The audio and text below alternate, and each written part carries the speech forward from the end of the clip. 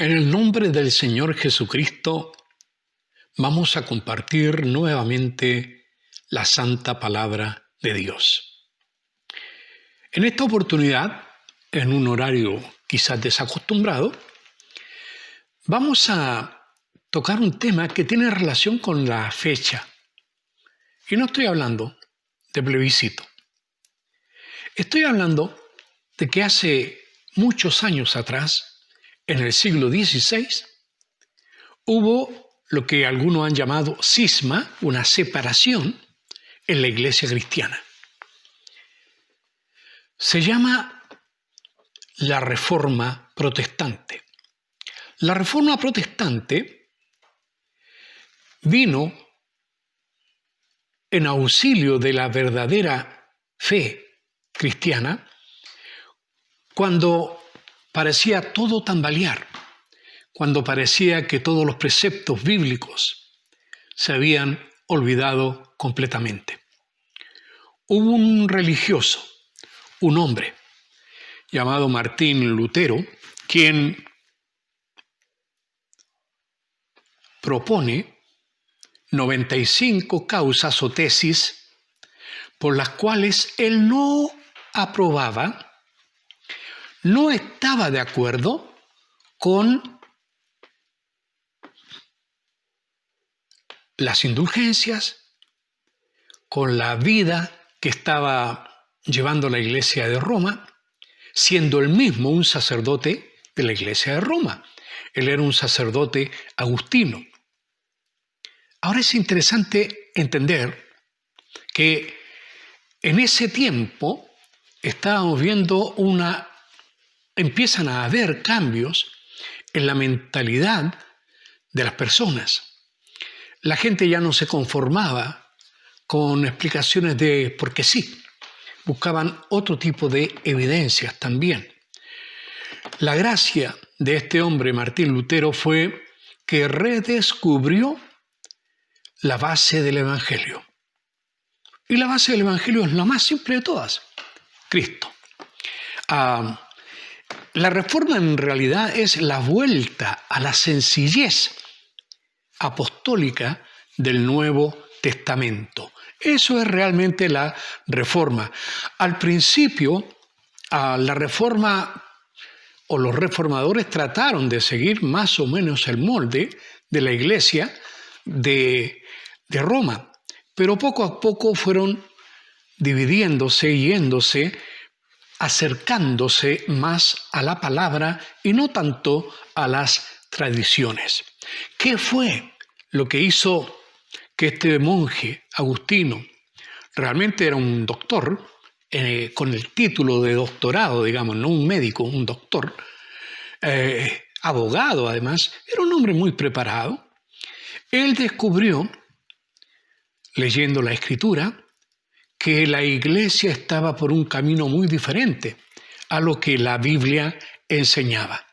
Y la gota que hizo desbordar ese vaso y producir la final separación y el abrir los ojos de este hombre, Martín Lutero, fue la venta de indulgencias. En realidad se ponía en venta la salvación del alma.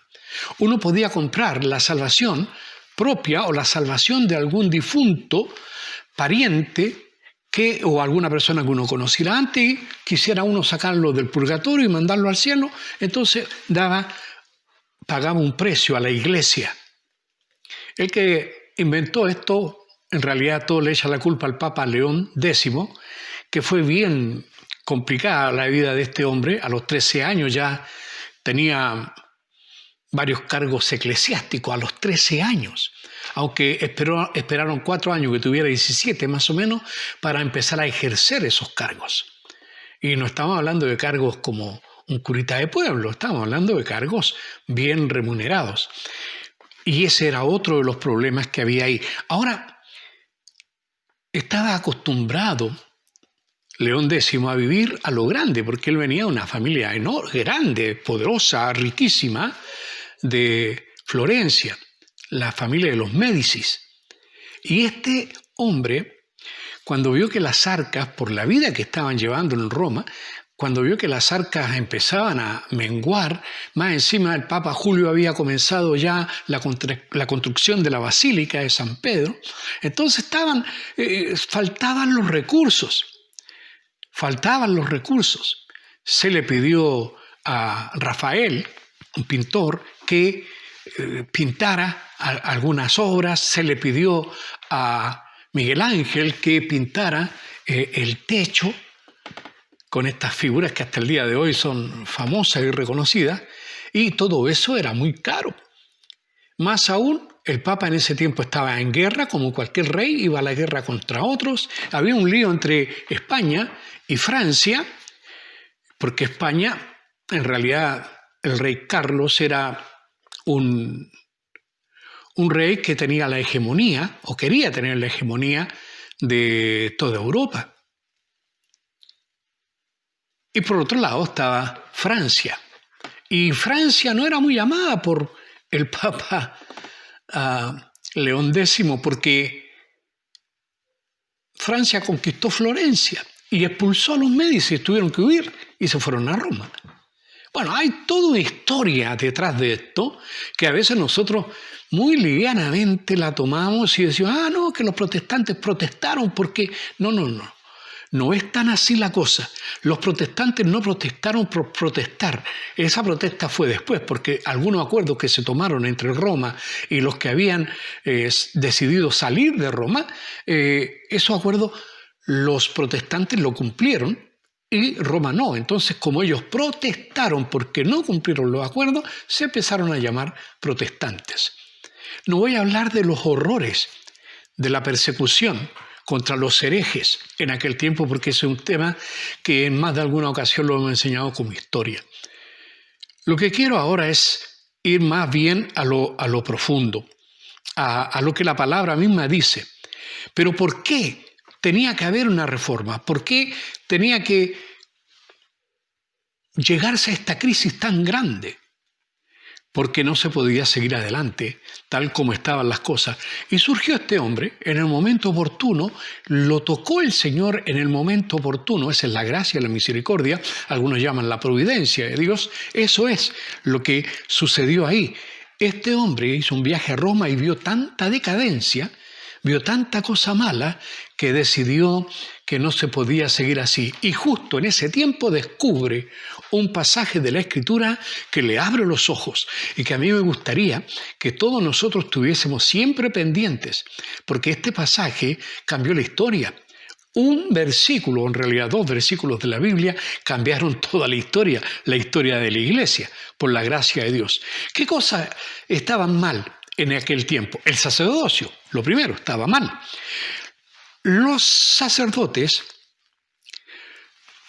surgieron como mediadores, porque el hombre es tan pecador que no se puede acercar solo a Dios, necesita un mediador, y ese mediador era el sacerdote. Y el sacerdote entonces le escuchaba sus confesiones, el sacerdote les daba sus penitencias, el sacerdote oraba por él y el sacerdote le perdonaba los pecados. Y todo eso era lo más normal. Para mucha gente en el día de hoy también es lo más normal, pero eso es absolutamente anormal. No es así el trato de Dios con su iglesia. La Biblia dice que si tenemos pecados, si confesamos nuestros pecados a Dios, Él es fiel y justo para perdonar nuestros pecados y limpiarnos de toda maldad. Ahora, el único mediador que nosotros vemos en la Biblia es Jesucristo. Alguien que vivió muy cerca, un apóstol de Cristo, aunque no lo sirvió en la vida de Jesús, sino que en la vida resucitada de Cristo, tuvo un encuentro con él, el apóstol Pablo. El apóstol Pablo llegó a escribir, escribiéndole a su hijo espiritual, Timoteo, en 1 Timoteo 2:5, donde dice que hay un solo Dios y un solo mediador entre Dios y los hombres. Un solo Dios, un solo mediador entre Dios y los hombres. No hay más. No hay más. Sin embargo, la iglesia de Roma estaba lleno de mediadores. Estaba la mediación de María, estaba la mediación de los apóstoles, de los santos, de los mártires de la iglesia y todo un cúmulo de cosas. Y obviamente los sacerdotes. La Biblia dice que hay uno solo. Y nosotros nosotros tenemos solo un sacerdote, Cristo Jesús. Hemos predicado y enseñado el libro de Hebreos, un libro maravilloso que pone las cosas del Antiguo Testamento muy claras para nosotros en el Nuevo Testamento. Y no solamente teníamos este problema con el sacerdocio, con el oficio en sí. El problema es que toda la curia romana, esto fue lo que dijo y vio Martín Lutero, toda la curia romana estaba pero absolutamente desenfrenada. De hecho, algunos historiadores han llamado al Papa León X el Papa hedonista, es decir, el Papa que buscaba el placer por el placer. No voy a meterme con todo eso, pero si ustedes tienen buenas enciclopedias, ahora con Google ustedes pueden buscar por todos lados, con Wikipedia también. Así que si uno tiene interés en aprender estas cosas, puede hacerlo. Pero yo tengo interés más bien en mostrar el contraste entre lo que pasaba y lo que dice la palabra del Señor. Estaban llenos de sodomía, concubinatos. En esa época surge el gobierno de las rameras, así se llama en la historia, el gobierno de las rameras en el Vaticano. No voy a dar los nombres ahora, si quieren se los puedo dar como usted quiera, pero es historia y todo eso era tan escandaloso que la gente ya no quería más de esto. Además, la iglesia, con todo esto de los sacerdocios, se empezó a hacer rica. Si había alguien que moría, nadie más sabía leer y escribir que los sacerdotes. Mucha gente era ignorante, hasta los príncipes. Así que si había alguien que estaba por morir, hacía la herencia, dictaba la herencia y obviamente tenía que dejarle algo a la iglesia. Hasta el día de hoy hay personas que hacen eso. Bien, ¿qué sucedió entonces? Que la iglesia llegó a ser dueña de gran cantidad de bienes y tierras. Curiosamente, sucedió también otro fenómeno que no era bueno. La iglesia y el Estado estaban unidas, y eso contradiciendo lo que el Señor Jesucristo ya había enseñado de una manera muy didáctica. Cuando le preguntaron, ¿es lícito cumplir con las leyes de Roma, este imperio que nos gobierna, que nos somete, que viola los derechos humanos de todos nosotros? ¿Cómo vamos a someternos? ¿Cómo le vamos a pagar el tributo al César?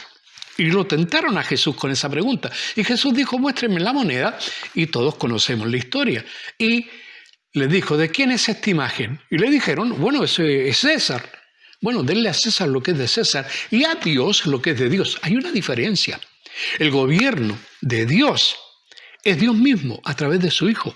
La cabeza de la iglesia no es un papa, la cabeza de la iglesia no es el pastor, la cabeza de la iglesia no es un grupo de personas que gobiernan. La cabeza de la iglesia es Cristo. Si no me cree, lea Efesios 5. Amados hermanos, la iglesia se había separado demasiado de lo que es la palabra. El mismo Señor Jesús en Mateo 22, si alguien lo quiere ver después, versículo 21, cuando le hablaron de esto, Él dijo que las cosas terrenales son una, las cosas espirituales son otra. Así que al César, denle lo que es de César, cumplan con sus deberes cívicos. Lo vuelve a repetir después el apóstol Pablo. No voy a entrar mucho en eso, pero en ese tiempo este era el problema. El oficio de sacerdote es claro en la Biblia, aún en el Antiguo Testamento. El sacerdote judío de la línea de Aarón no podía ser rey. Y un rey no podía ejercer el rango de sacerdote. No podía. El único que lo va a poder hacer de ser gobernante y sacerdote es Cristo.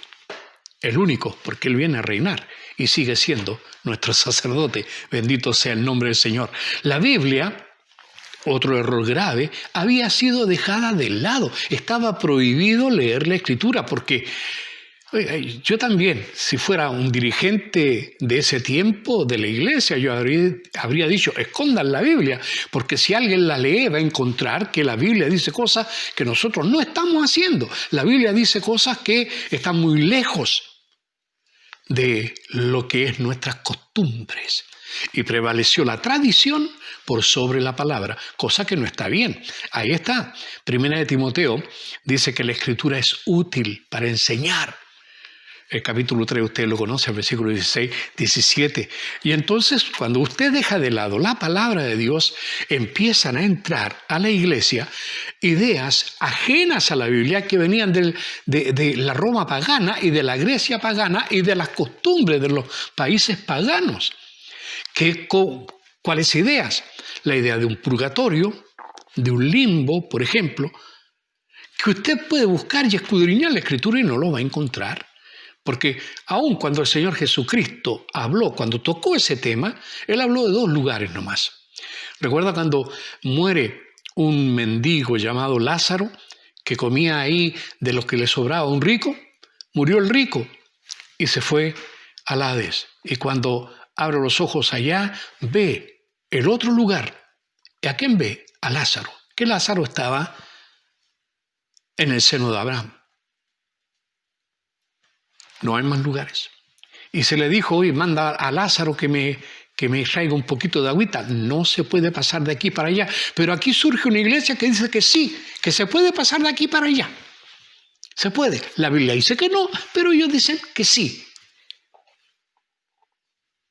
Hay algunas personas que creen que todas las iglesias son iguales. No, pero si es lo mismo, si es un mismo Dios, perdóneme. El Dios que revela la Biblia no tiene nada que ver con el Dios de la imaginación de las personas. Uno tiene que atenerse a lo que Dios revela de sí mismo. Y aquí estamos viendo. Hermanos queridos, en realidad, para no alargarme tanto en esta parte, los reformadores al final todos llegan a la misma conclusión. Y esto es algo que tenemos en común las iglesias, no que vienen de la Reforma, porque estas son las ideas que vienen del cristianismo primitivo. Porque aún dentro de la iglesia de Roma hubo personas que sí pudieron ver las cosas como eran. Al final, hoy día, mirando desde la perspectiva del tiempo, podemos decir que la base de la Reforma, como lo veíamos un momento antes, cuando en la escuela, los hermanos de la escuela dominical nos estaban mostrando los errores también o las cosas, las bases de la Reforma. En realidad son 5 cosas muy simples. Solo por Cristo, la salvación, estamos hablando de la salvación es solo por Cristo, la salvación es solo por gracia, la salvación es solo por fe, la salvación es solo por la Escritura, por la Biblia, y la salvación solo lleva gloria a Dios. Cuando hay salvación, no es el hombre el que se glorifica, debe ser siempre Dios. ¿Qué dicen 2 grandes apóstoles de Jesús? Bueno, ellos coinciden en afirmar estos 5 puntos, Pedro y Pablo. Voy a comenzar con el apóstol Pedro. Para eso, yo les pido si pueden estar atentos en un pasaje de la Escritura. El apóstol Pedro escribió la primera carta de Pedro y la segunda. El apóstol Pedro escribe Primera de Pedro, capítulo 1. Voy a leer desde el 18 en adelante y voy a ir leyendo para no repetir después una lectura bíblica más. Voy a ir leyendo y entresacando cuando crea que es interesante ver y apoyar estos 5 puntos. Ya los recordamos, solo por Cristo, solo por gracia, solo por fe, solo por la Escritura y solo para gloria de Dios. Ahí están los 5 puntos que son la base de la Reforma y que en realidad son la base del cristianismo, del verdadero evangelio. Comienzo leyendo, dice el versículo 18, sabiendo, hablándole a los creyentes el apóstol Pedro, sabiendo que fuisteis rescatados. En el mundo antiguo, los esclavos podían ser rescatados, podían ser liberados, podían ser comprados. Es decir, si usted pagaba un precio, podía comprar, liberar a un esclavo o pasarlo a su servicio. Pero había que pagar el precio que valía ese esclavo. ¿Qué está mostrando aquí? Ya estamos viendo desde el comienzo de este pasaje, vemos que estamos hablando de la gracia. Rescatado, no es autorrescatado, no es el esfuerzo del esclavo, del sometido, no es un esfuerzo de él por pagar el precio. No hay precio que pagar porque si se pagó un precio, lo pagó Dios mismo. Y eso es lo que está diciendo el apóstol Pedro.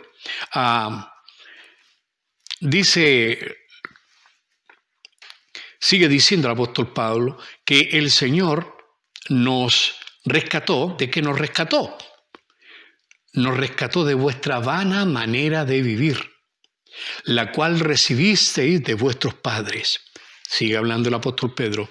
No con cosas corruptibles. Por favor, mire la tremenda diferencia, la distancia que hay entre una salvación por gracia y una salvación que se compra.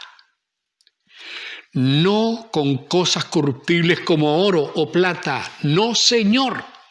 No, Papa León X. No, Señor. No se compra la salvación. No hay precio que pueda alcanzar para salvar a nadie. No hay oro en el mundo para pagar la salvación. No hay plata en el mundo, no hay posesiones en el mundo que puedan pagar una salvación.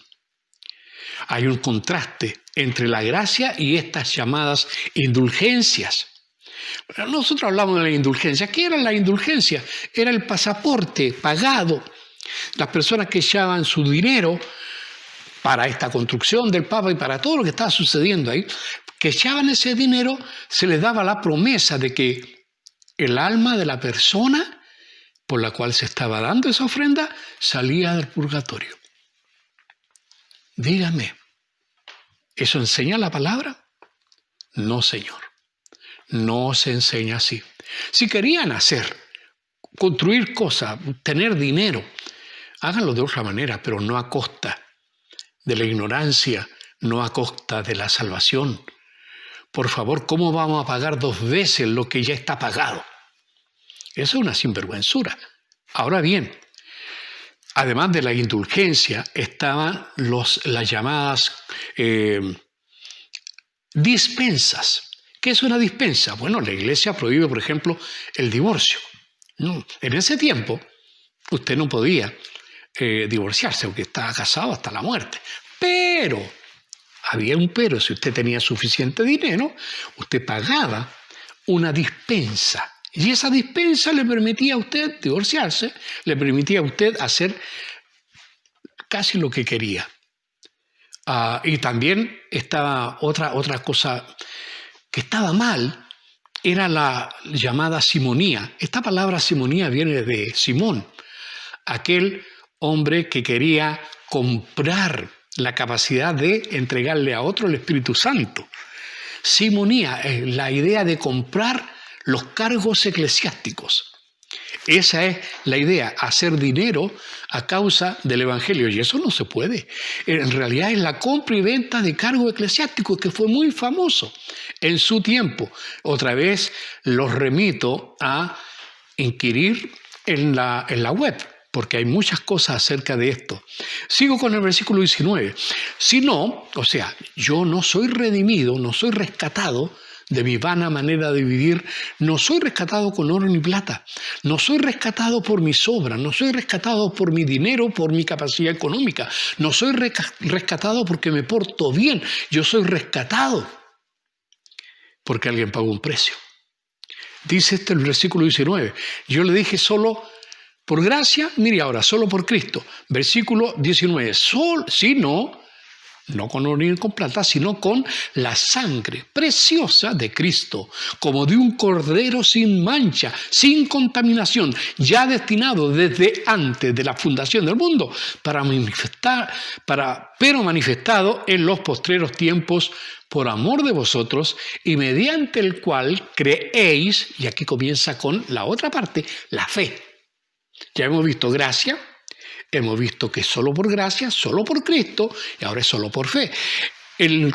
Mediante el cual creéis en Dios, quien le resucitó, y es una base del cristianismo. Nosotros creemos que Cristo murió, pero que ahora está vivo. Ahora está vivo. Él resucitó y venció la muerte. Es una de las partes esenciales de nuestra fe cristiana. Y está hablando de que creemos en ese Dios que tuvo poder de resucitar de los muertos. ¿Y le ha dado qué?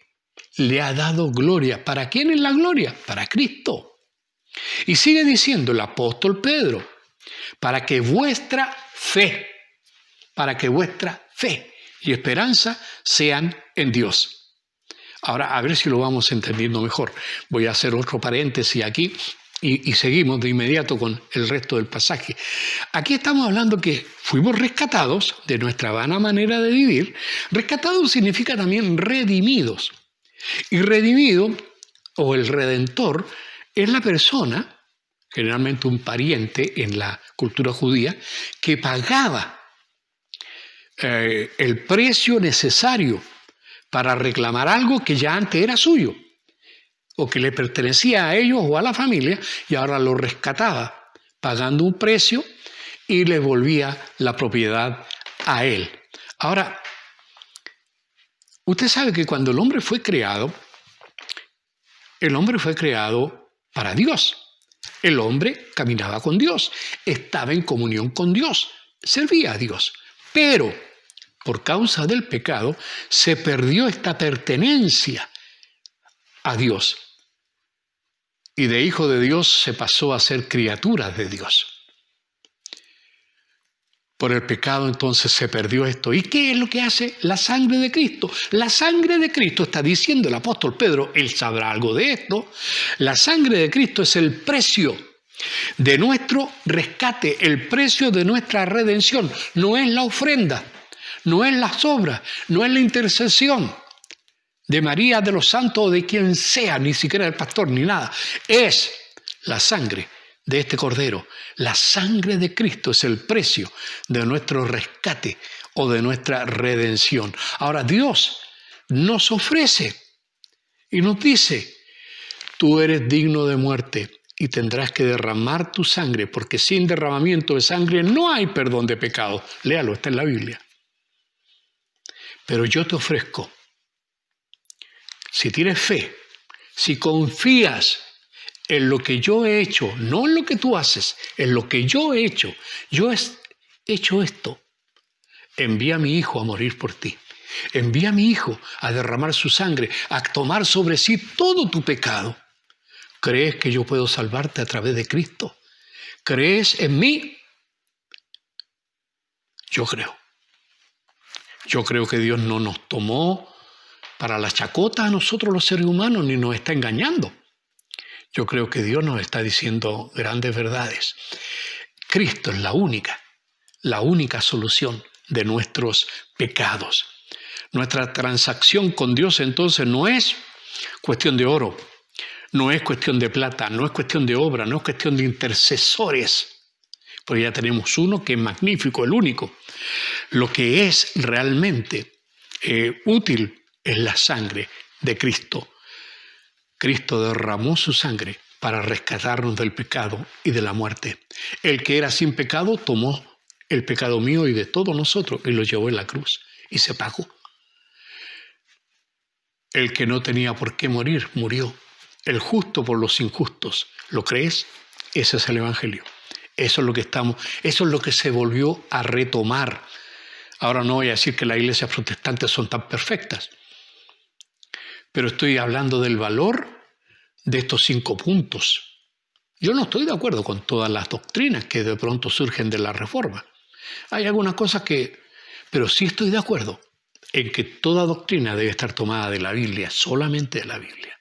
Estoy de acuerdo en que toda doctrina tiene que pasar por salvación, por fe, por gracia, por Cristo, para gloria de Dios. Los 5 puntos, ahí están. Ahora bien, ¿Pedro lo tenía claro? Sí, lo tenía claro. Recuerden en Hechos 4:12.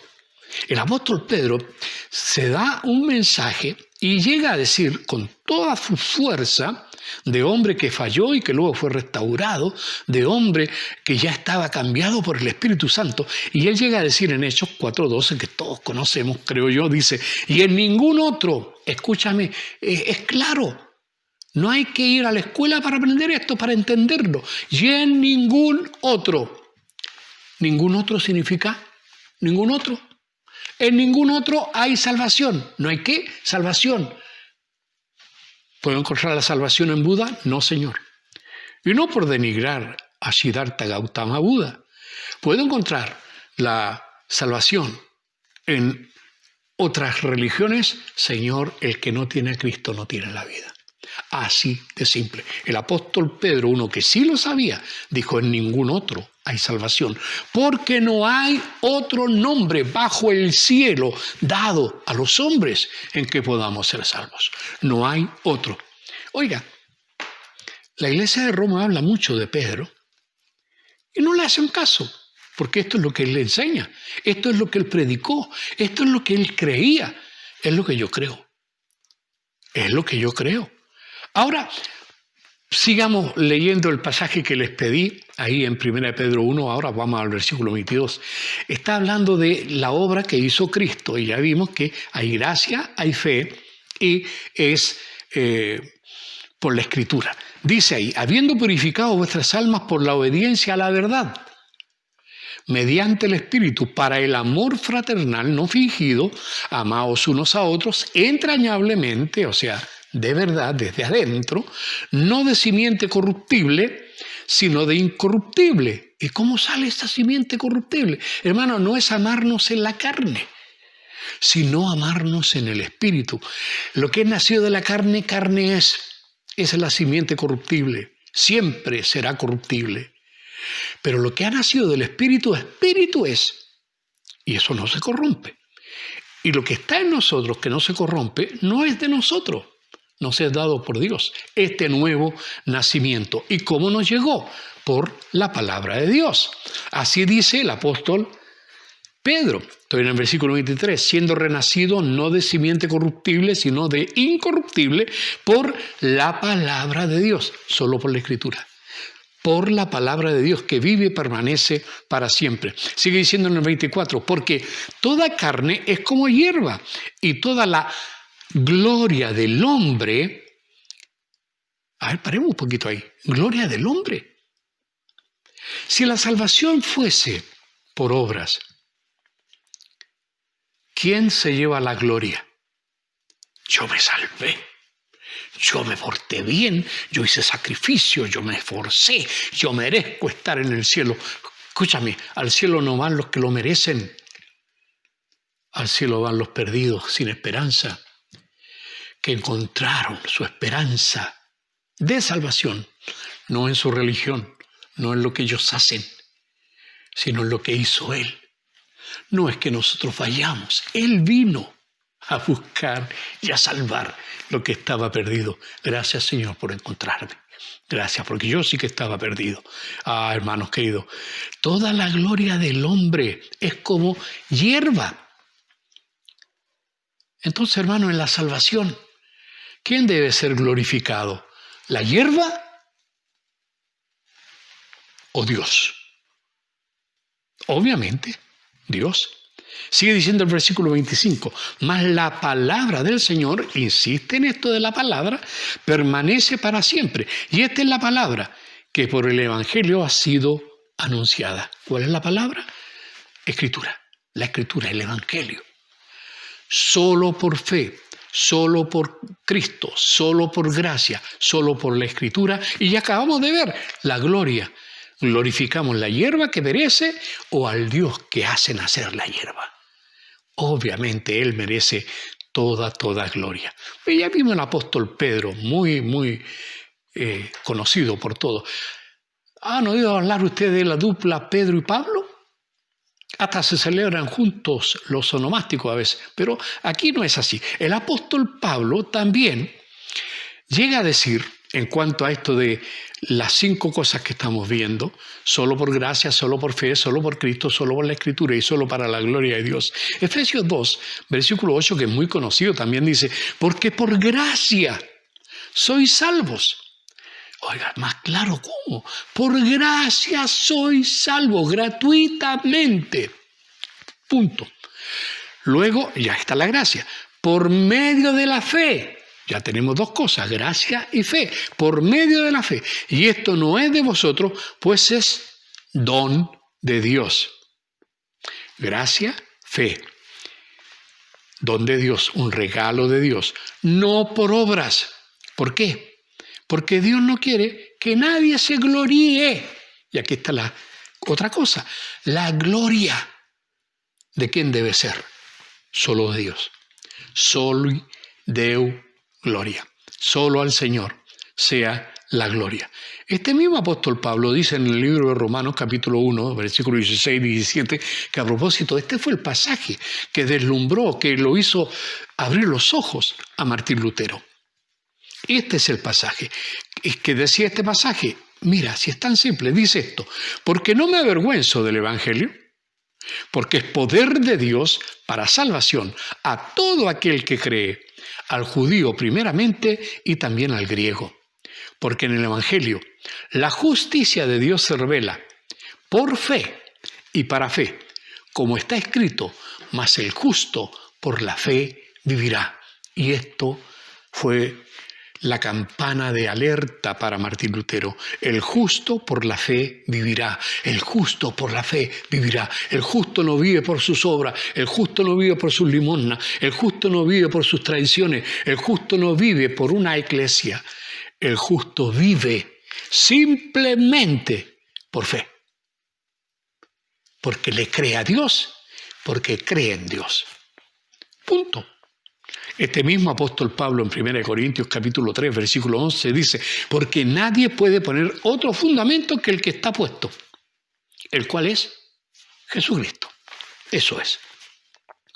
Yo dije que iba a hablar de estos dos, cómo se cumplían las 5 propuestas de la Reforma en ellos también. Pero quiero añadir, para terminar, el apóstol Juan, el hombre que estuvo más cerca de Jesús. Él lo escuchó decir esto y es el único que guardó estas palabras y las escribió en su evangelio. En Juan capítulo 14, versículo 6, otra vez, solo por Cristo. Esa es la base del evangelio, solo por Cristo, solo por gracia, solo por fe, solo por la Escritura y solo para la gloria de Dios. Él dijo lo siguiente, el Señor Jesús hablando dijo, lo leo textual, Juan 14, 6, Jesús le dijo, yo soy el camino, la verdad y la vida. Nadie viene al Padre sino por mí. En estos días de la Reforma, en estos días que recordamos eso, demos gracias a Dios por su palabra, porque gracias a su palabra nosotros nos damos cuenta cuando estamos separados de Dios, cuando nos vamos alejando, cuando tomamos un rumbo. Cuidado con criticar solamente a la iglesia de Roma, cuidado porque muchos que creyeron estas cosas hoy día están muy lejos de la palabra y muy lejos de Dios. Como instituciones, nosotros nos llamamos centros bíblicos porque hacemos de la palabra el eje. En la palabra de Dios está nuestro conocimiento de Dios. En la palabra de Dios está lo que Dios espera del hombre. En la palabra de Dios está el precio que se pagó por el hombre. En la palabra de Dios están las promesas de Dios. En la palabra de Dios está el consuelo de Dios. En la palabra de Dios está la salvación. Por ella sé que Cristo murió por mí.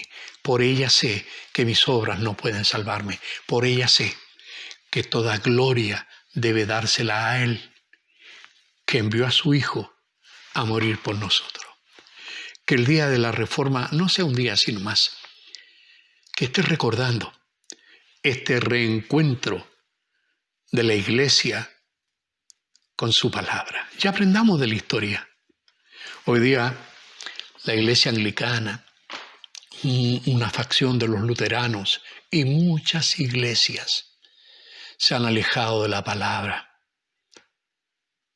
Amados, que Dios nos bendiga, que Dios nos fortalezca y nos permita seguir la huella de aquellos que ya sirvieron al Señor. Que Dios te bendiga. Amén, Señor.